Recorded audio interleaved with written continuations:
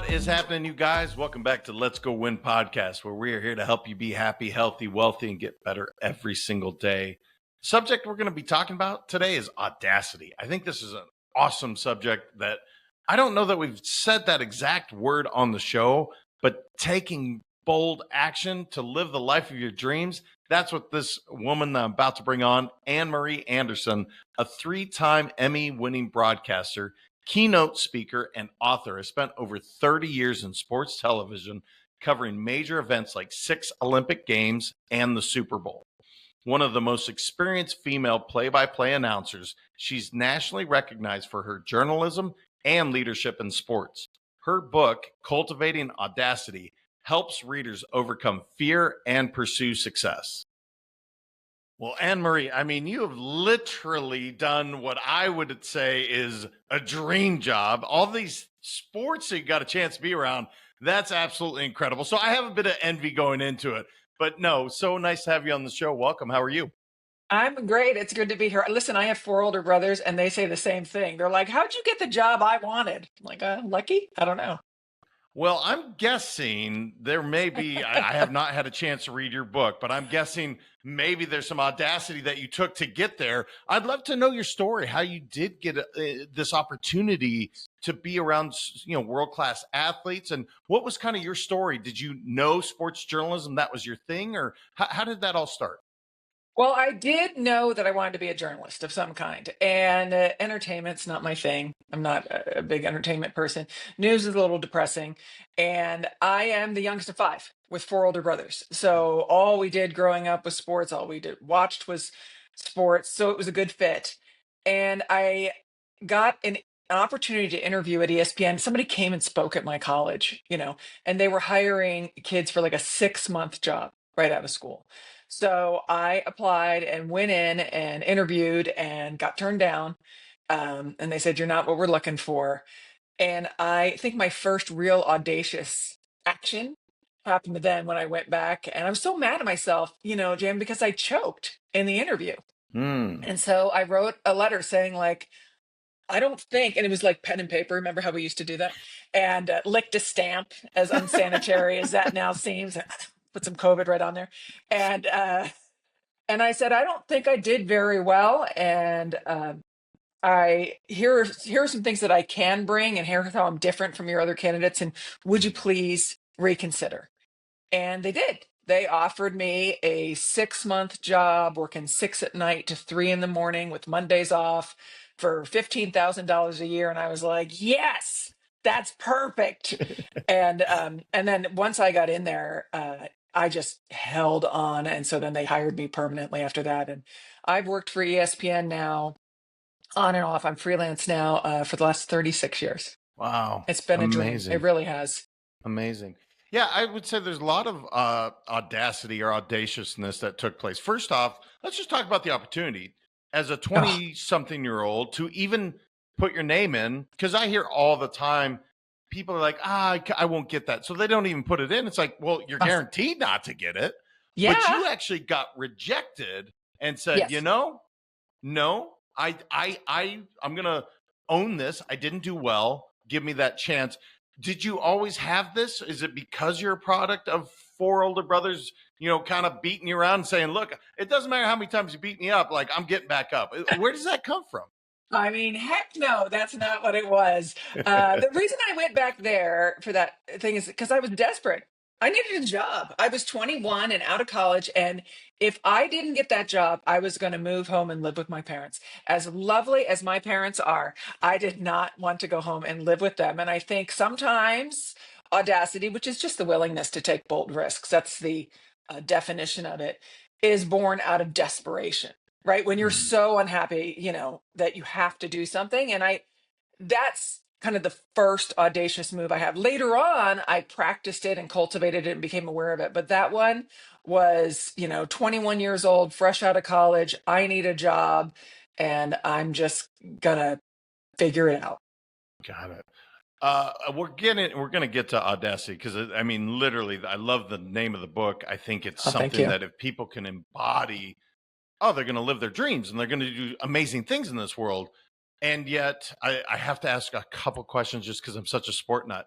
What was Sure. the biggest surprise to you? 36 years, around sports. What was one of those things that just shocked you about the day in, day out job that you did? Because again, the line from my chair, I'm like, oh my gosh, these amazing athletes and all the Right. glamour is there. But I'm sure there's a couple things that you're like, well, this isn't necessarily what I thought it was. What was that moment for you?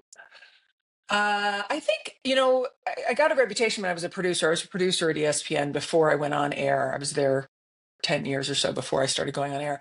And I got a reputation for being sensitive, able to handle sensitive stories. So I got into a lot of death and destruction stories. Mm, Whenever somebody got, arrested, assaulted, jailed, whatever, it seemed to always fall in my lap. So I had a part of things like the O.J. Simpson trial, covering that.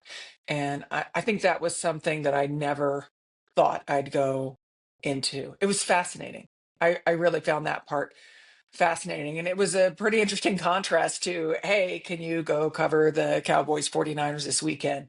And then can you go to the courthouse and do that? And my weeks would be varied. I'll say that. wow.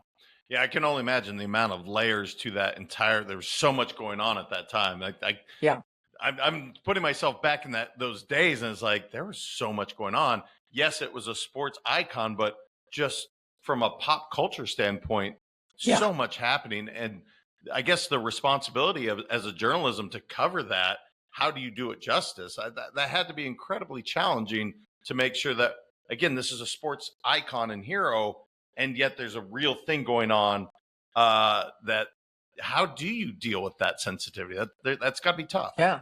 Well, one of the things that people always ask me, and they still do, like, "What's your favorite team? Who's your favorite athlete?" I don't have any favorites. Like the non-bias is absolutely true. And so, Mm, for example, with the OJ case, and there were lots of other legal cases that I worked on, but for that one, domestic violence in the NFL was a very big topic. And so it was interesting because you had to be really clear. We worked with a lot of lawyers, making sure that we were saying the right things and staying within the right lines and interviewing people and kind of uncovering, the mentality at that time in the NFL around domestic violence, for example, and bias. mm, So it was like a little crash course, like almost like a graduate course. I went in for sports and then got to do all these cool legal things and work with people that are far smarter than I am on, some really interesting. The thing I loved about ESPN, and I still love, no 2 days are the same ever. mm.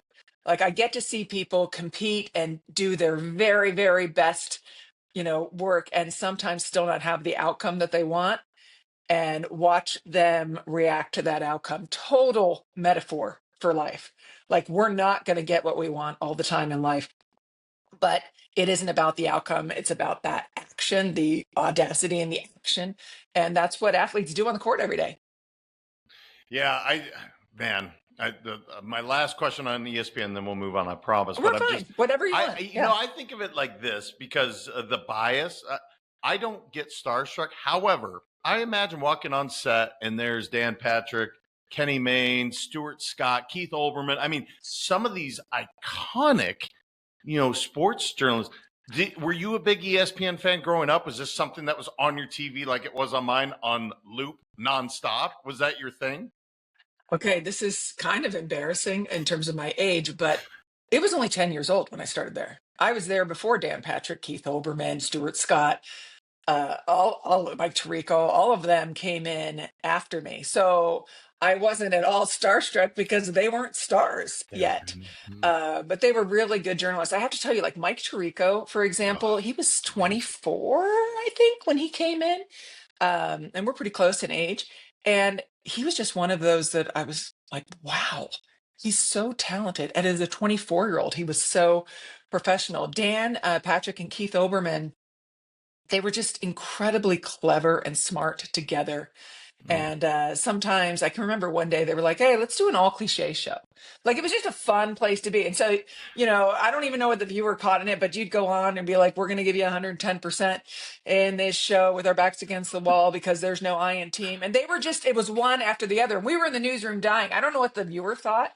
Um, but I wasn't starstruck because starstruck because stars were made there. Chris Berman was Mm, already a star when I got there. And he was just terrific, just wow. terrific. I was 21. He treated me just like any other colleague. Yeah, it is one of those shows that I could watch over and over again, and it never got boring, even if it was the same thing. So, what Yeah. an incredible work atmosphere!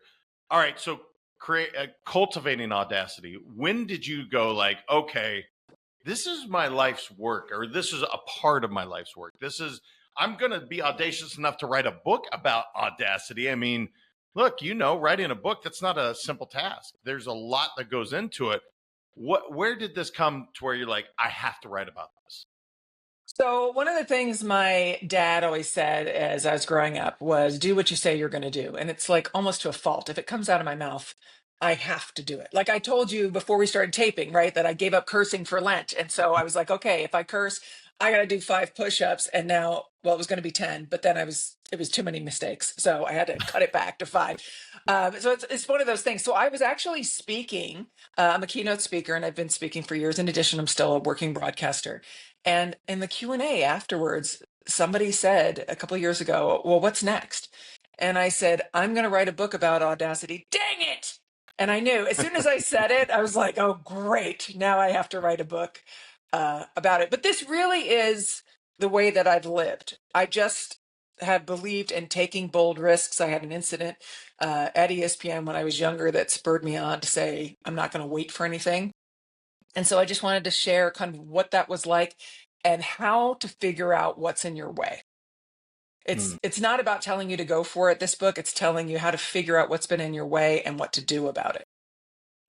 All right, let's talk about it. I mean, what is in most people's ways? Because it's fascinating to me as a coach Mhm. how often we see the talent. You see how incredibly gifted people are, and yet they're, whether it's self-sabotage or not taking action at all, something's keeping them from their dreams. So what is it? What did your research find? What did you find in your research to say, gosh, if you could just I know. eliminate this, you could achieve everything that you really want? Yeah, it came down to the same 4 things over and over again, no matter where I went or who I talked to.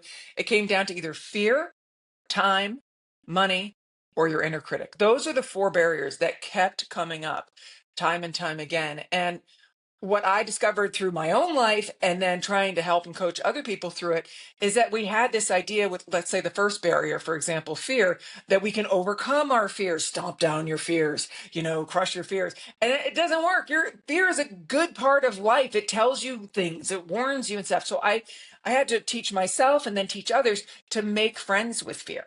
Make friends with fear, like Mm. bring it in close to you, accept that it's going to be with you, but be very clear that your fear does not get to make decisions for you. So take in all the data from it, but it doesn't get to make decisions for you.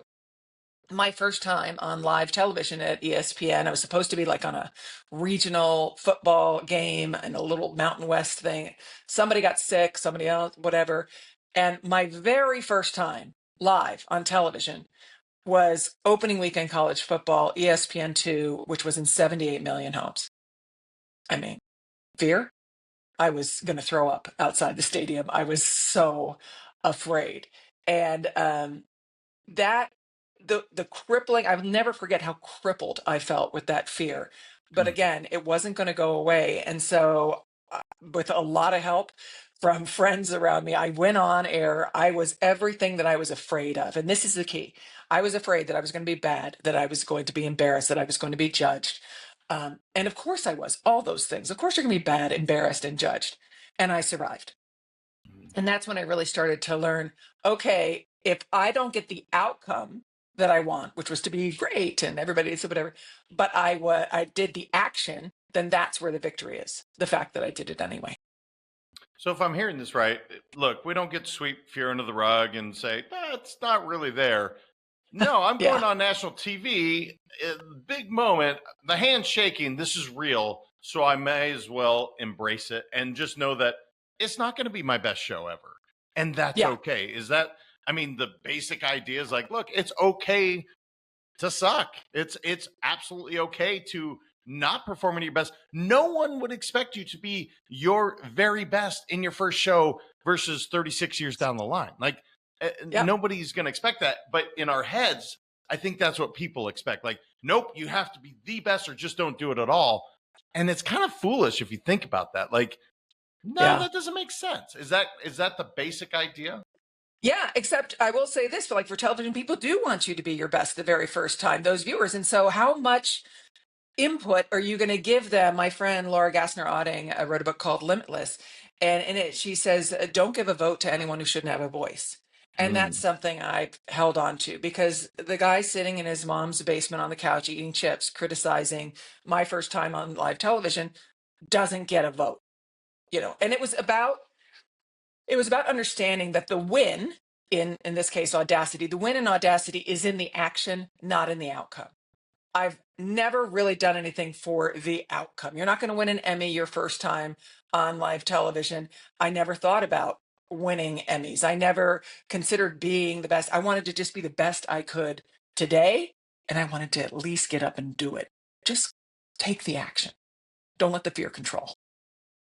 Has it become harder because that dude in the basement Uh-huh. eating chips, that Yeah. wasn't all that big a thing, let's say 25, 30 years ago. Yeah. Now, I mean, everybody, can X, Twitter, social media galore. And so the critics, I think they've always been there, but they've grown or they have more of a Yeah. platform, quote unquote. Has it Yep. become harder? Or, as you watch new folks come in, is there more coaching to say, hey, you're going to get the haters and it's going to come heavy and hard? Is that something that you all talk about as you have people coming in from a sports journalism point of view? Yeah. And so for me, it hasn't necessarily gotten harder because I've just blocked it out forever. And I kind of giggle when I see something. But again, that's me 30 years in. I do have a lot of young colleagues that I work with, and I don't envy them, because in addition to all that criticism, there's also this expectation, whether you're male or female, that you're going to be on Instagram, sharing your life, sharing your daily things. For me, when I started ESPN, there was no value at all put on what I looked like, right? Because nobody knew what I looked like. I was a producer. For these people starting now, there's all this pressure to look a certain way and be a good journalist. And which one do you think falls away, right? Because you can't see a good journalist. So I think people tend to skip steps. So yeah, when I do occasionally get calls from young colleagues who are torn up by something that somebody said, and we kind of go through it and say, like, is this somebody you want to surround yourself with? I do recommend, in the book there's something called the front row, which are your carefully curated group of people whose advice you are going to take. And I always say, like, your front row is probably not your mom, and it's probably not your best friend, because they want you to be safe. Mm. And you need people in your front row who are going to push you to do the thing, whatever that thing is you wanted to do, and tell you the truth when you're not doing it or when you need to pivot. That's your front row. That's whose advice you take. Yeah, this is a fascinating idea because it's safety, and you mentioned your mom, but let's just even your dad. You said, and when he said, "Do what you say you're going to do," I see my Yeah. dad's face immediately. Like, Yeah. if nothing else rings true to me, that what my father said my entire life is, "Do what you say you're going to do, Yeah. regardless." Same. And he would also want to keep me safe. And so many times, for instance, the college I chose, or choosing to play basketball instead of swim, these are things that were 100% in conflict with my dad because he wanted me to be safe. That Right. doesn't work with Audacity, I'm guessing. Like, safety and No. Audacity, that idea is like, I'm guessing you scared, I'll cuss for you. You probably scared the living shit out of your parents, some of the things you've done, because they can't keep you safe when you're being audacious. Is that kind of the idea? Is like, mom, I know she's my biggest cheerleader, but she's also not going to push me to go be my best, even though that's what she wants. Yeah.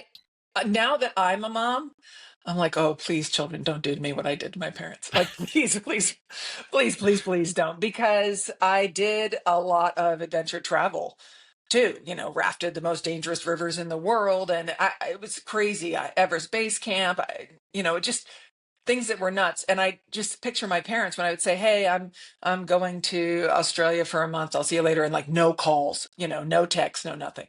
So yeah, it's not them. But when you do have friends and colleagues, and honestly, they don't even have to be your friends. Like, I want to write a book. So I reach out to a couple people on Instagram who I don't know who are authors. And I say, "Hey, can I ask you a couple of questions?" And most of them replied and said, "Sure." But like, I'm shy by nature. I know it doesn't seem to make sense since I'm on television. I talk a lot for work, but it takes something to reach out. And that's just another action that somebody who wants to, level up in a different way, be a little more audacious, go ask for help. And if they say no, or if they don't say anything, you're still where you started. It's not a problem. Yeah, isn't it a fascinating misnomer? This, you said it as I'm on television, but yet whether you're an introvert or more of an omnivert, often I've met some of the greatest speakers in the world. One on one, they clam up. They can Yeah. perform on stage; they're Yeah. incredible. But the Yeah. truth is, that's not what's filling them up. Is that pretty common in the industry, where we see this dynamic, big, personality on TV, and then they get off stage, and it may not be the same? Is that often in your workplace? I don't know if it's that common. I do have it with some speakers. I mean, I'm exhausted. I went and I spoke at South by Southwest recently, a Wow. big event in Texas. And I had been on air the night before for 3 hours straight, an extra long game. So it was like doing that and then coming back. I'm fine with the on stage, but it was all the parties, because at South by Mm. Southwest, you're supposed to meet a bunch of people. And it was exhausting for me. It's not that I didn't enjoy it. It just was exhausting. Now, my ex-husband is an extrovert and gets energy from those things. So we have 3 kids. 2 of them are extroverts and they'll talk to anybody anytime. And my oldest son and I are the same. We're like, one-on-one, we'll be great with you, but you put us in a party, we're going to be in the corner very happily observing what everybody else is doing. Yeah, I don't think people realize that some of the Miami Opens here right now. I live Hmm. in Boca, and these For you, athletes, I right? know. For you. Yeah. But these athletes, there's a lot being asked of them, not just to perform on the court, Oh, yeah. but there's dinners, there's sponsors, they are constantly shaking hands. A lot of people don't see this where it's just Right. on court and training. No, no, no, no. There's so many more responsibilities and expectations. And for an introvert, that's taxing. That is not Yeah. allowing them to really focus on them. I don't know that a lot of people know that, but it's certainly something that I've had a chance to be around and see. It's like there's a lot more on you than what meets the eye. Yeah, as a sports fan, an ESPN fan, you'll understand that sometimes, like the biggest stars, and I'm thinking of like Randy Johnson, Mariners pitcher, John Elway, and such. There's so much that's asked of them that they had to be really clear with boundaries. And I can remember the athletes who were able to set up boundaries and keep to them, and the athletes who tried to do everything for everybody and ended up lashing out. Like if you wanted to talk to John Elway, if the Broncos had a game, you had to be there on Wednesday. Wednesday was the time that he would do interviews. So, I wouldn't usually go in on Wednesday, but no, if he was going to talk, if I needed him, those boundaries worked really well. Other people, they tried to be all things to everybody. And sometimes I swear it affected their performance. Yeah, I imagine it had. I mean, that would go right to number two on time, right? Like John Yeah. Elway saying, "Look, my time is precious. My, taking care of my body and recharging my batteries is precious. So here's your time that you get." And some people might judge him for that and say, "Oh, what a jerk! He's not signing Yeah. autographs all day long." But look, he's in terms of being audacious, he's saying my time is precious. Is that what time means in the context of the book, being that I haven't had a chance to read it yet? Yeah, no, there's something called the urgency fallacy that I talk about with time. And it's similar to that in that, a lot of us has somehow believed that something that's urgent is important. Like I have to get it done because it's urgent, of course, right? Well, urgent are things that are responses to other people. They email you, they text you, they want to be on a call with you, whatever it is. Things that are important drive you closer to your values, visions, goals, who you want to be. But they often don't have a deadline. So what happens is we get caught up in this urgency, do it, do it, do it, do it, do it. And then when that's all done, when everything's off my list, then I'll spend time on the things that will move me forward. Well, we run out of time. Of course Mm. we do. So it's exactly what you're talking about there. I believe that almost anything urgent can wait 15 minutes. I'm not talking about your kid leaving out on the floor. That's an emergency. That's different. But urgent is like, yeah, I can wait to respond to that email for 15 minutes. I can wait, whatever. And if you carve that time out and use that to drive you forward to where you're trying to get, do that 4 times a day. You've got an hour of solid work leading you toward what and who you want to be. Yeah, in fact, I say email is just somebody else's task list for me. So I'm Yes. totally a believer of this, where it's like, should I do emails? Sure. And is it the most impressing thing? Absolutely not. It's not even No. like number 10 on my list. I'll get Yeah. to it, Yeah. but it's not priority one. Let's talk about the money thing, because money is such a fascinating. People have weird, including myself, right? That was one of my Mhm. self-limiting beliefs, was really around money. Again, wrapped up with my dad and some of the things I learned. What is this money thing when it comes to being audacious? What does that have to do with it? Well, you just hinted at it right there, right? With your dad. I mean, our money stories come from our childhood, and it doesn't matter which way it was, whether it is you didn't have enough money or you did, but you hold it so tight. We have to really look at our relationship with money. There's people who believe they don't deserve money. One of my friends, I'm like, what do you mean? And she said, it feels greedy to want money to do things. And so, what I suggest is you're looking at money as energy. When you look at money as energy, you can trade some money to buy back some energy and to buy back some time for tasks that you don't like that chip away at things. So the first thing I say to people when they're talking about money as a potential barrier is examining your childhood relationship with it. Are you one of those kids who went to the grocery store with your mom and she's paying and saying, gosh, I hope this card works kind of thing? Then there's some anxiety around that. So figuring out where your money story begins and then looking at it. I'm so surprised that some of my friends are like, I don't know how much I have in my bank account because they're afraid to look at it as Wow. if it's somehow valued. So I tell people, and I got this from one of my friends who grew up in a very strained money household, that she brushes her teeth every morning, washes her face, and looks at her bank balance every morning as part of her morning routine, just so that she's not afraid. It's kind of like what I was talking about with your fear, right? Facing it, bringing it in. So she said, if I had $10 in my bank account, I would thank it for being there. If I had $1,000, I would thank it for being there. Whatever it is, you have to know time and money are twins, okay? You have to know how much you have of each before you can budget it accordingly. And if it makes sense for you, I hate doing expense reports. I hate doing my own contracts, all that stuff. So I outsource that. So I have to pay for that, but I buy back time to do the things that are more important to me. Yeah, I love this idea of your friend that says, whether it's $10, 10,000 or $1,000,000, thank you. You know Yeah, what? It is an energy, it's a frequency, it's just a thing. That's what's so fascinating to me yeah. about it. It's something that's created. And my relationship, I've talked about on the show before, it wasn't healthy.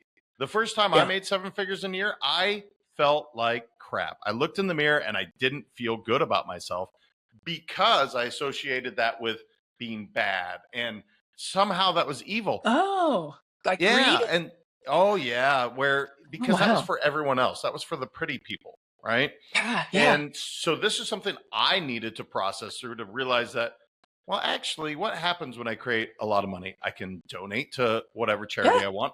I can create companies or opportunities.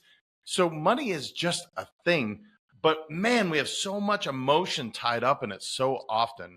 I love that you wrote about it, and it is interesting how much I talk about this with my own clients, where it's like, what is your story that you're telling yourself around money? Good, bad, or Yeah, indifferent. Let's talk about it.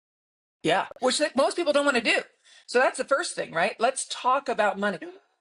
Grew up in a house where we don't talk about money. Okay, well, you're not in that house anymore, so let's talk about it. Yeah, No, I love that. You're absolutely, again, it took me a long time to even say I made 7 figures. I wouldn't tell my parents for years yeah, how much, because that was taboo. Even though they would be happy, like, okay, my son's safe again, because he's right. done this. He's created this fallacy of safety, which is, not true Right. anyway, regardless of money. but Yeah. they would be happy for me, and yet I had that relationship for sure. Yeah. You talked about critics, and I heard it earlier with all of these people coming at you. Well, we have that big one inside our head. Our dialogue can be such a jerk. How Yeah. do we handle this thing to say, all right, screw you, you're not going to determine what I'm going to do? Am I looking at it the right way? Because my inner dialogue used to be a jerk. I had to work on that as well a lot. Yes, absolutely. And the example, it starts so young. I was picking my daughter up from sixth grade, right? She gets in the car and I'm like, hey, honey, how was your day? And she goes, well, I'm stupid. I can't do math. And oh, by the way, I'm fat. And I was like, yo, Whoa. right? Like a middle school girl, like their inner dialogue is brutal. And so we broke it down, right? That's for me, that's an emergency. Like, let's talk about this right now. And it's the general questions, right? Would you say that to your friend? No, of course not. Okay. So if it's not your voice, because you wouldn't say that to anybody else, then let's separate it from ourselves and give it a name. So I told my daughter, let's just give that voice a name. Since it isn't Lena, my daughter's name, Lena doesn't talk like that. Let's give it a name.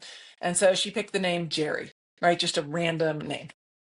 And I said, what would you tell somebody named Jerry who comes up and whispers in your ear, you're dumb, you can't do math, and oh, by the way, you're fat? And she goes, well, I would say, shut up, Jerry. And I said, okay, so then that's the first thing, is recognizing that. So still, when she's down in the kitchen and I can hear her frustrated with her homework and she's like, oh, I can't do this, I will yell down, shut up, Jerry. And it just snaps her out of it. She'll be like, fine, mom, fine, But I think when we are able to separate that voice from ourselves and then have a conversation with it. So kind of like what you were saying for yourself. For me, when my negative critic comes up, I will say, that's not very helpful right now. Like, just stop it. Um, and the other thing to recognize, and this is really big, you can only hold one thought in your head at a time. And I do an exercise when I'm giving a keynote to show people this by asking them to close their eyes and picture different images. But once you realize you can hold one thought in your head at a time, you have the ability to change your thought and your focus. So if your inner critic is banging away saying, pay attention, I don't care if you want to take some time and close your eyes and picture an orange and how it smells. I don't care what it is, but you need to break yourself out of that moment because that inner critic isn't helping you. Just not. I like what you did with your daughter, because now we're not saying, I'm sorry, Layla, or Lena. Lena, Yeah. excuse me. So you're not saying, Lena, shut up. You're saying, no, Jerry, shut up. Oh, yeah. And it's so much more powerful, because now we're not finger pointing at Lena. She's not in the wrong. Jerry just sucks right now. And we got Yeah. to squash Jerry for a second. Right. I really like that. And it's a powerful tool for certain. What I thought was fascinating, only holding one thought in our head. We have 60,000 thoughts that come through our head every single day. And Right. we can choose or hold one thought at a time. And is that the idea? The power is to be bold and say, you know what, this thought's not serving me. We're going to get rid of it and replace it with something better.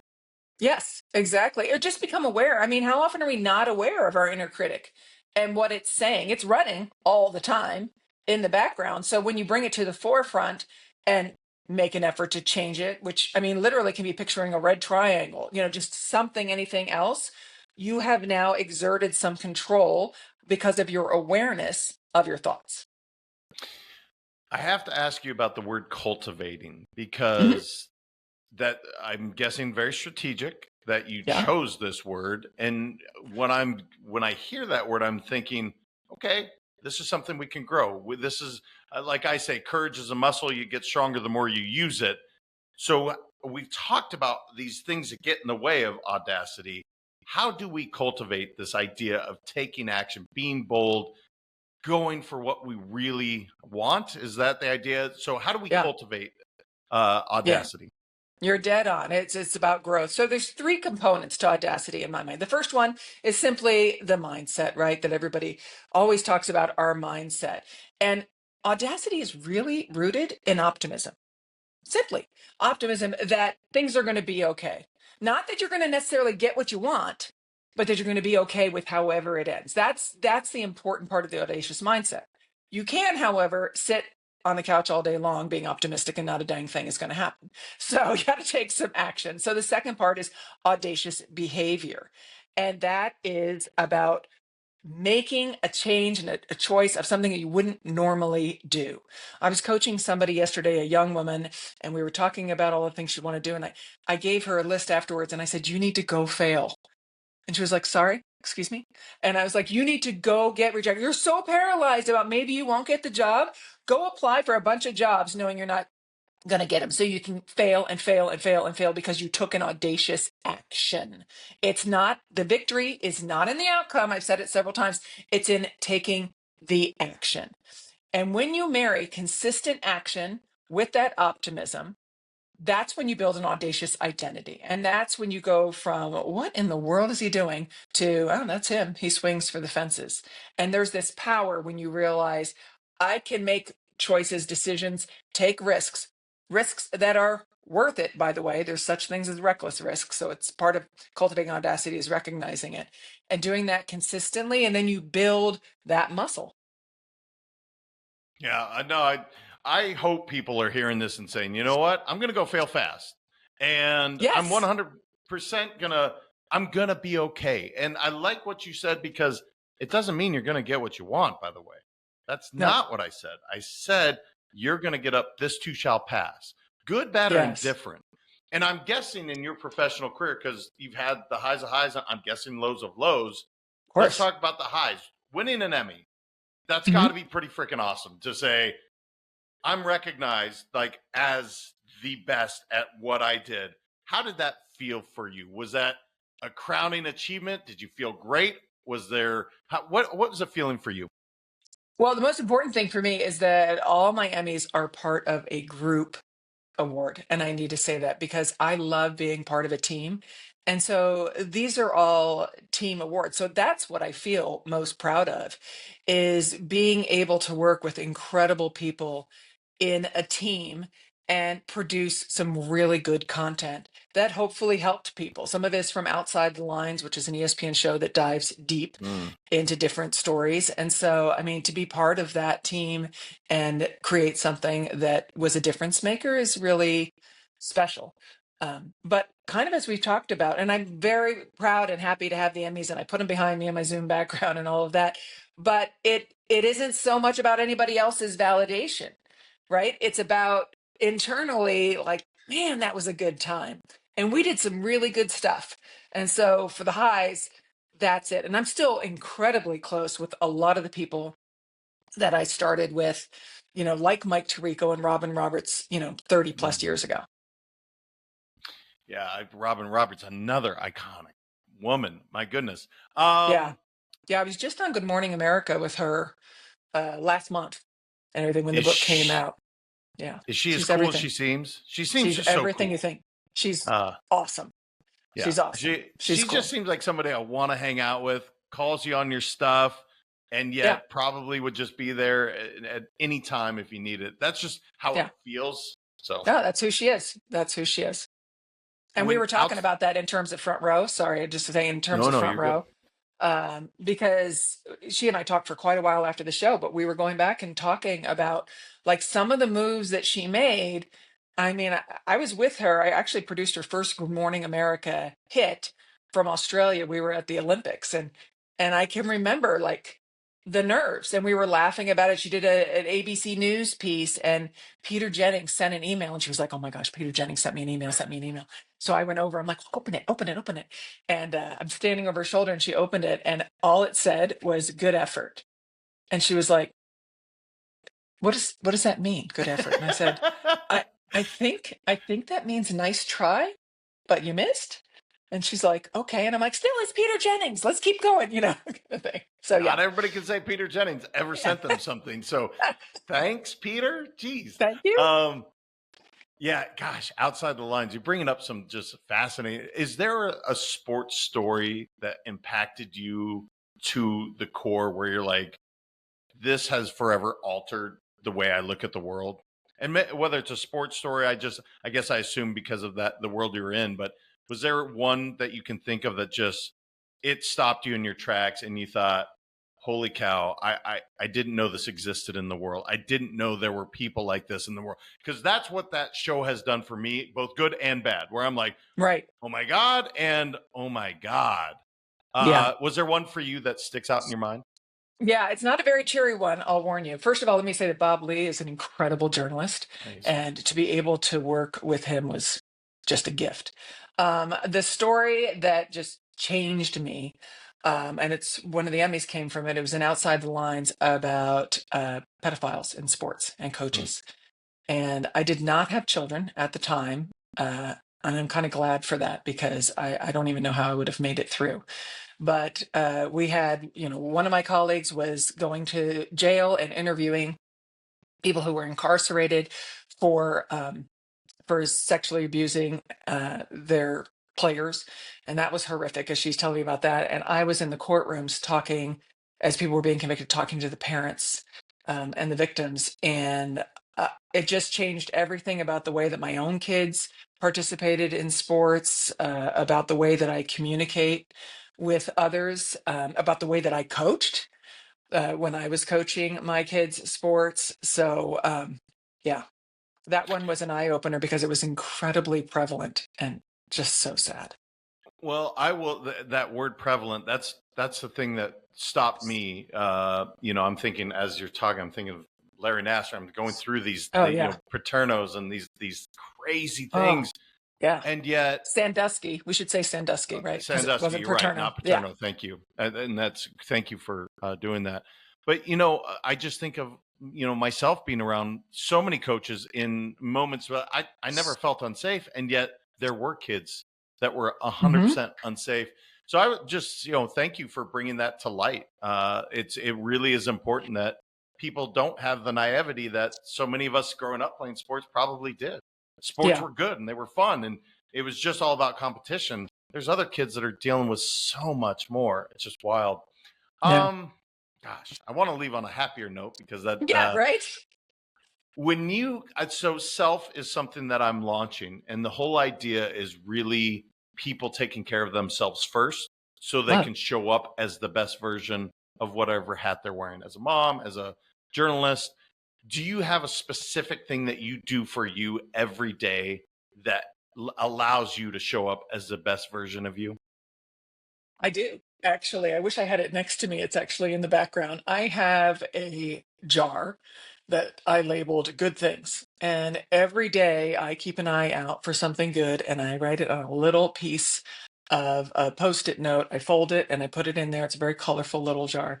And it just has me look for the good in every day. And the idea is that at the end of the year, I'll have 365 little pieces of paper in there. And on New Year's Eve, I can sit and just kind of flip through all the great things that happened this year, even on the bad days. I love that. And so this is a practice that you've done on New Year's Eve to literally sit and I guess soak in the year. That's pretty Yeah. incredible. Yeah. This is my first year doing it. So I'm really excited. I got my little jar here in my office. Well, I'm excited to see how that goes for you. Yeah. Anne Marie, you have so much experience. I could ask you a million questions. What didn't I know enough to ask you that I should have known, but I just didn't, that you want to make sure to share with the audience as we start to wrap up? It's a little bit of a book plug, but it's also what I really believe, and that is why would somebody want to cultivate audacity?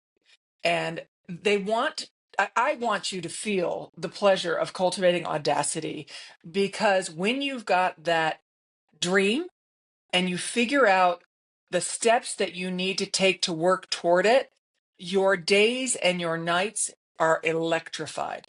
It is, you wake up excited in the morning because you're like, I know that I'm going to get uncomfortable today and try this. I promise you, getting a little bit uncomfortable so you can move towards something that you didn't even know was possible is an exciting, fulfilling way to live. I mean, who doesn't want to be electrified and have an amazing life? So let's go cultivate audacity. Let's go grab the book. Speaking of that, if they want to connect with you, find the book, where's the best place for them to connect with you online and make sure that they can grab it? Sure. Well, you can go to my website, annemarieanderson.com, and you can actually get the first chapter of Cultivating Audacity for free there. So I always encourage people to go there. Of course, if you're looking for a keynote speaker, you can find me there. And then on Instagram, Anne Marie Anderson TV, I'm pretty responsive on there as well. You can buy the book anywhere you buy your books, Amazon, Barnes and Noble, Target, wherever you want to go. Amazing. Well, guys, she's done some pretty cool stuff. Let's take a page out of her book, literally and figuratively. Let's go cultivate some audacity. Anne-Marie, you're awesome. I appreciate you coming on, sharing so much, personally about, your experiences and this book. I think it's a really important topic that I'm glad you wrote about because I think people could really use this in their life. Thank you so much for having me. I had a great time chatting with you. Guys, make sure to share this with someone you know, love, and care about. I mean, look, we talked about the big fears: fear, time, money, inner critic. We all get faced with this, and she gave you simple, practical tools that you can use to really overcome these things. I thought this was awesome. Please share this out. Until next time, remember your mindset matters. I appreciate y'all. We'll talk soon.